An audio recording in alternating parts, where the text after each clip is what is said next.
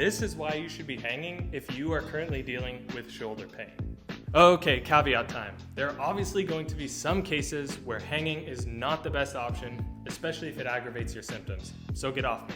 Whether your shoulders are acting up when you are pressing overhead, catching a snatch or a jerk, or even kipping on a pull-up bar, there's a few things you're going to want to consider. All of these exercises challenge the shoulders in deep flexion, which can be problematic if the surrounding muscles and joints don't have the current mobility to get into deep shoulder flexion.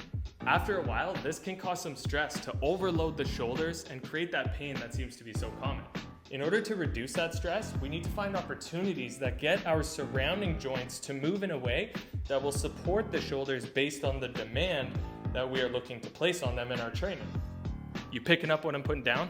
Integrating hanging into your mobility program often works so well at reducing shoulder pain because it checks all the boxes. It gets the shoulders into deep flexion. It lengthens the lats. It allows the thoracic spine to move into a more neutral position and out of deep flexion. And it helps give your scapula an opportunity to move more freely over the rib cage. All around, it's a banger. This reel is already starting to get kind of long, but I know that you're likely curious about how to add this into your routine, so let me just say this. The way I like to approach hanging in a mobility program is to focus on accumulated time rather than very specific sets and reps. This way, we can lengthen our muscles and open up our joints throughout the day rather than through a set window in a workout period. If you're just starting out, and as long as it doesn't aggravate your symptoms, start with accumulating 30 to 60 seconds depending on where you're at.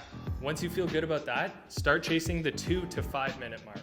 I know that's pretty general, not very specific, but to give specific programming prescriptions is very challenging to do when I don't know the first thing about you, your history, or your capacity. If you want to chat more about that, shoot me a DM and we can.